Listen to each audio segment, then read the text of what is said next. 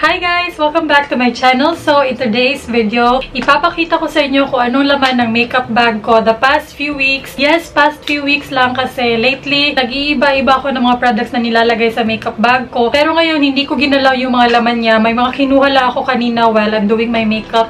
Pero ito talaga yung laman ng makeup bag ko for the past few weeks. Actually, konti lang yung laman ng makeup bag ko kasi if you have been watching me, alam nyo na hindi ako nagdadala ng malalaking bag pag lumalabas. So, gusto ko maliit lang din yung makeup bag ko. So, hindi ganun karami yung ipapakita kong product sa inyo. But I still hope you guys will enjoy this video. So, ayun na nga. Without further ado, let's start. Wait lang, yung off-shoulder ko. Alam niyo ba yung sa mama ko tong off-shoulder na to? Ganun din ba kayo at yung mga mama nyo naghihiraman kayo ng madami? So, for my makeup bag, I have this pouch from Tony Sia. Again, Tony, Sisi, I gotcha, you got me. Sobrang cute niya, guys. Ayan siya.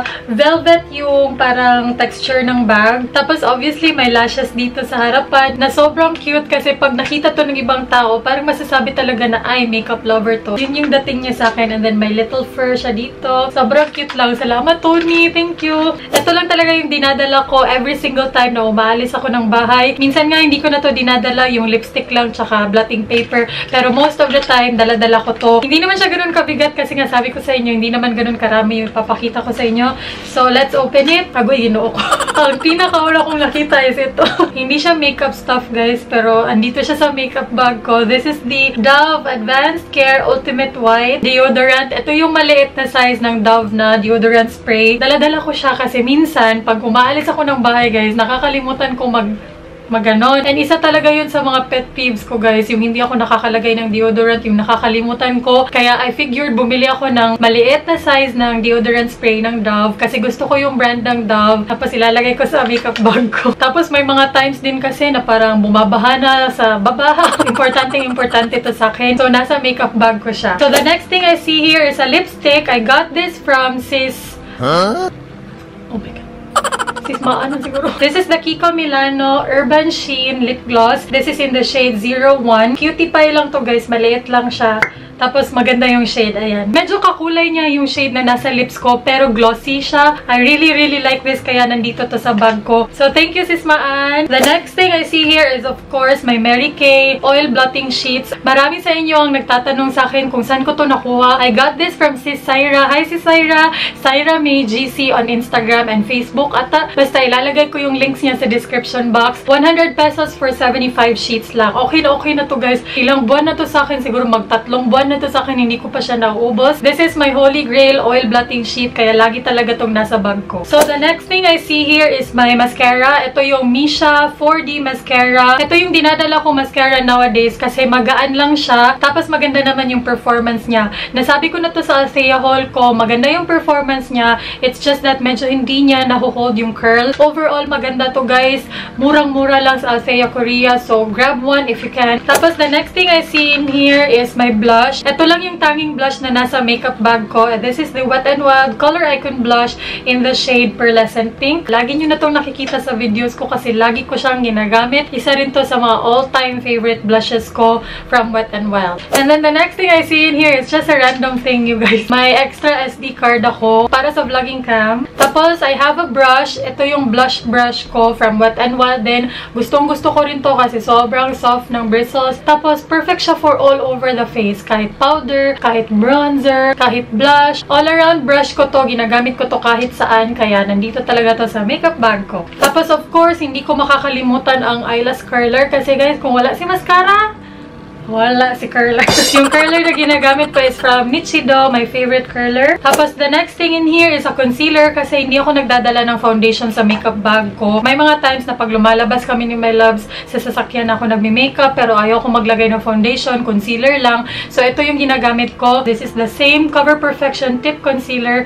This is in the shade 02. Ito yung lagi kong dinadala sa makeup bag ko kasi maliit lang. Hindi ko bet yung longevity niya sa akin. Lalo na dito sa under eyes ko kasi grabe siyang mag-crease, grabe siyang magbitak-bitak. Pero for everyday use naman, guys, I don't mind naman na magbitak-bitak yung concealer. Konting ganyan-ganyan lang, okay na siya ulit. So, ito yung lagi kong dala kasi full coverage, matatakpan ko yung mga acne scars ko. So, the next thing in here is my powder na Hindi ko nalinisan. This is from Tony Moly. It's the Spoiler Oil Paper Pack. This is how it looks like. Sobrang liit lang nito guys. Ayan siya. Oh. Kaya siya yung dinadala ko lagi sa makeup bag kasi sobrang liit and sobrang gaan. Medyo hindi nga lang okay yung oil control niya. Madali akong mag-oil up sa kanya. Pero pang touch up ko lang kasi to. If oily na ako, mabablat ako, then maglalagay ulit ako ng powder. Ito yung powder niya, oh, yung parang sinasabi ko sa inyo na parang mint green. Tapos yung maganda sa kanya, meron na siyang kasamang salamin, and then meron na din siyang puff na sobrang cute. Kaya gusto ko siya pang touch up, ganun. Binigay sa akin to ni Sis Aisha. Sis Aisha, if you're watching, hi, I love you. Thank you. Tapos next is this liquid lipstick from Kat Von D. Isa to sa pinakamaraming nagtatanong sa inyo kung anong lipstick gamit ko, mga ganun. And minsan nga natutuwa ako kasi may mga viewers na nagko-comment sa inyo na ito yung suot ko, ganun. This is the Kat Von D liquid lipstick in the shade Lolita. Sobrang ganda nito guys. Gusto nyo ng swatch? Teka lang. Swatch ko ha. Ayan yung kulay niya. Hindi ko ma-describe yung kulay niya guys. Pero para siyang maroon, na pink, na brown, na mauve.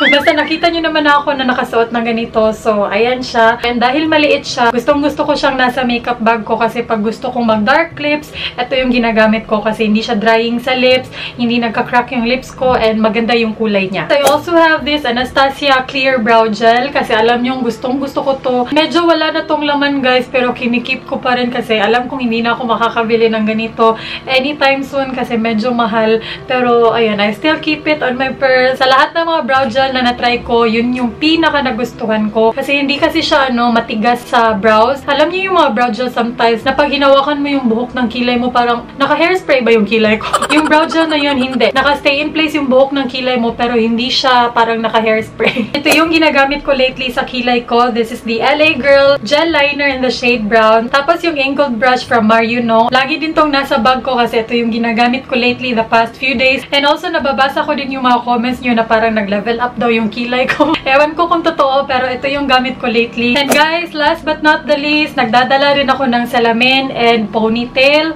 na medyo pangit. This mirror is from Feline Inaday. Thank you. Lagi ko siyang ginagamit. Lagi ko siyang dinadala. Even sa mga tutorials, sa mga videos ko.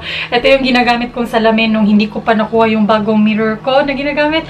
Asan ba siya? Ayan. So, ayun. Very helpful to sa akin, lalo na for touch-ups. That ends my what's in my makeup bag video. I hope nagustuhan nyo. I hope nag-enjoy pa rin kayo kahit medyo konti lang yung pinakita ko sa inyo. And simpleng products lang yung nandito sa makeup bag ko. Kasi kilala nyo naman ako. Most of the time, I always go for simple makeup looks. Kaya mga simple lang din yung mga dala kong makeup. Mainly for touch-ups, mga ganon. And yung mga paborito kong ginagamit for everyday, yun yung mga nandito. So, ayun lang. Thank you guys so much for watching. I hope nag-enjoy kayo. So, if you did enjoy, please give this video a thumbs up. I'll appreciate it. And para sa mga bago dyan, please join the family by clicking the subscribe button. And para sa mga baby girls ko dyan na nakasubscribe na, don't forget to click the notification bell para updated kayo sa uploads ko and para na rin hindi kayo ma-unsubscribe sa channel ko. Thank you guys so much for watching. I'll see you soon and daghang salamat. Bye!